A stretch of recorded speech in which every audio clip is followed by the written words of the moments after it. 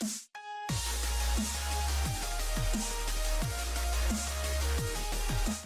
everyone, my name is Wedge and it's time for some budget standard nonsense. Dominaria has created a slew of new strategies for the format, including a couple that I'm very excited about. In this video, we're talking Wizard Tribal, but not just Wizard Tribal, Merfolk Wizard Tribal. There's so much synergy in this thing, you can bake a pie called the Synergy Pie and eat it. The synergy is manifesting, it's beautiful. Best part, the deck is crazy fun to play, can easily win games, and is only $25. I'll be showing you just how cheap it is throughout the video, and if you want to take a look at the list or purchase the entire thing for, again, $25, you can click the first link in the description. Finally, if you enjoy the video, be sure to hit that like button. It puts a smile on my face and an angel gets its wings. I know it's powerful stuff.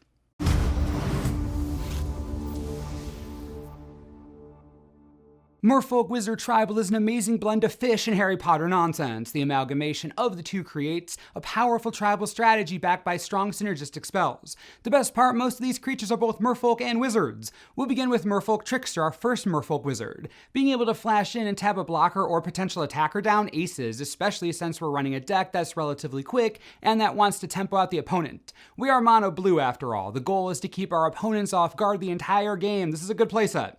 Not a wizard, but River Sneak is a key part to this deck, as you'll see in a bit. 2 mana for a 1/1 is never anything to be excited about, but coming with Unblockable is really nice when it's going to be at least a 2/2 more often than not.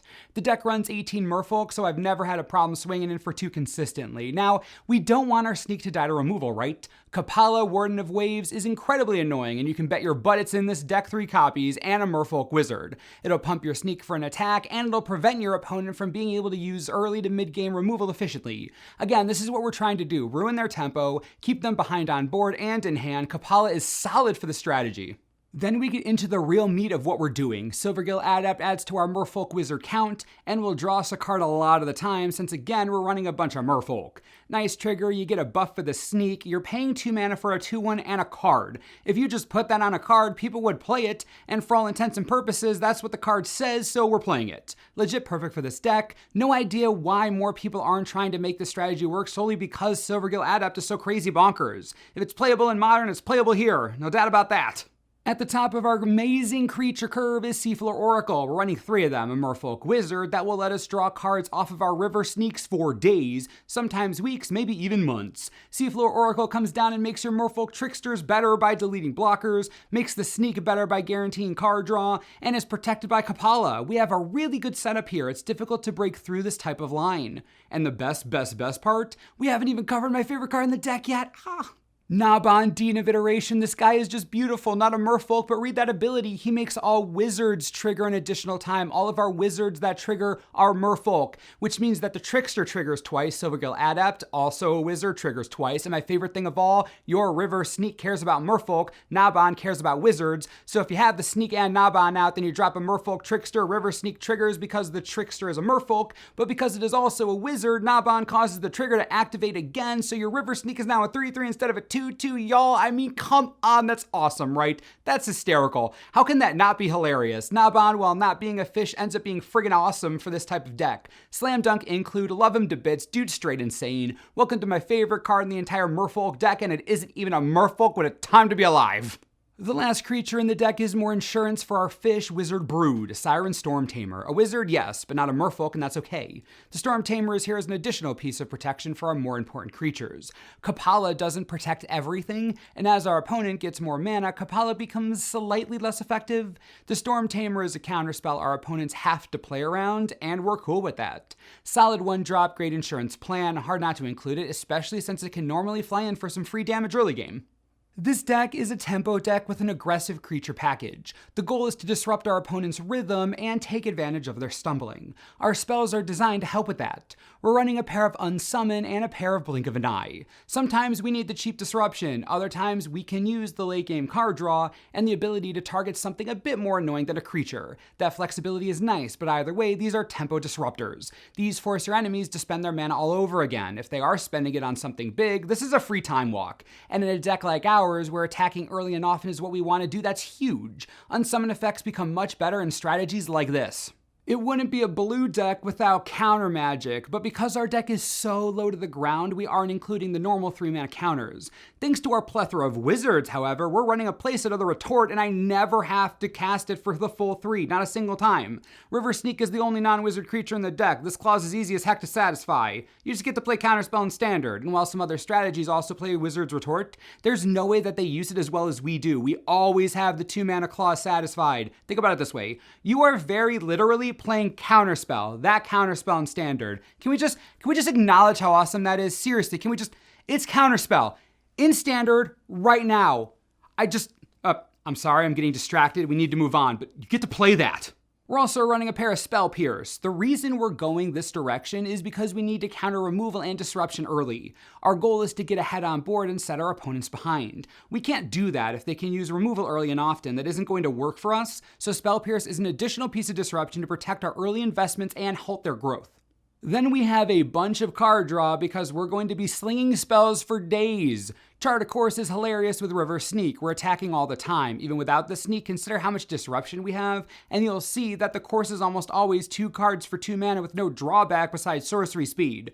Great way to refuel the hand, and the job is that much easier when our opponent's creatures are tapped, or unsummoned, or countered, or simply don't exist at all because so many decks in Standard don't even play that many creatures right now.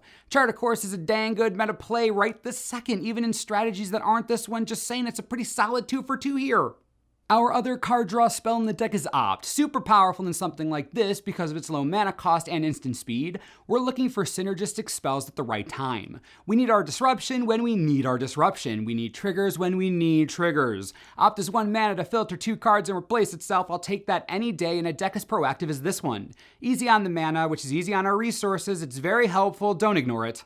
The deck only needs islands. You don't need anything else besides islands. Even if there were a non-budget version of this deck, it wouldn't need anything else besides islands, so run islands, 20 of them, more than enough.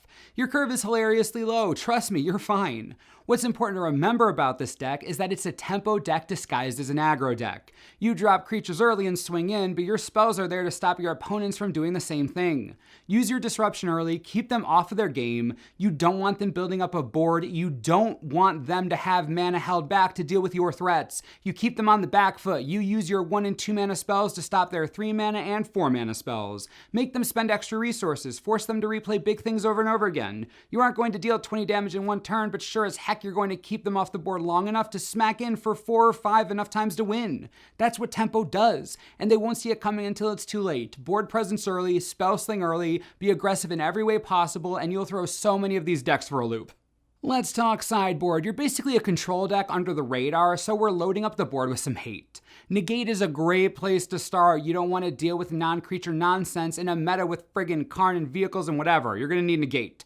Essence Scatter is another solid counter, obviously brought in against creature-heavy strategies, of which there are quite a few. You'll know them when you see them. Jace's Defeat. Don't care about Jace Walkers, but for other blue decks, can't beat that value. If you end up in a bit of a more grindy matchup, Champion of Wits is a wizard that synergizes with Naban, not a bad add there to get some more late-game gas. And finally, if you just don't have enough counter, Syncopate is a nice add-on for both early and late-game counter flexibility. I know some of you are going to ask why this deck is mono blue and not blue green. I tried playing variants of the blue green list, not a huge fan, honestly don't like it nearly as much. The mana isn't as consistent as 20 islands, of course, but the reliance on creatures over tempo spells is what really made it not great for me. You do get rewards for going green like Deep Rootily, Jade Bearer, Merfolk, Mistbinder, and Kumina, but to fit all that in, you have to get rid of your spells, a lot of them, and in this current standard meta, that's just not feasible. This deck runs much more successfully as a tempo deck than a tribal aggro deck. The focus on both wizards and merfolk help to make up for the fact that you're without a second color. The increased consistency and better spell depth is why I'm running mono blue. It's why I suggest you try it out even if you already play blue green. Right now the protection is strong in mono blue. I think it's worth a shot. The deck might not seem flashy, but it is really fun to play, can out-tempo most strategies in the format, especially post-board, and can do some hilarious trigger-happy things. Merfolk Wizard Tribal is not a deck I thought I would build, but I have been loving it. I think you will too. And it's only $25, so take a chance. If you click the first link in the description, you can see the entire list and buy whatever you want or need. Again, entire deck, F&M ready, $25, hard to argue with that. Let me know what you'd like to see in the future as far as deck techs are concerned, and I'll do my best. And of course, as always, thanks for watching, and we'll see you next time.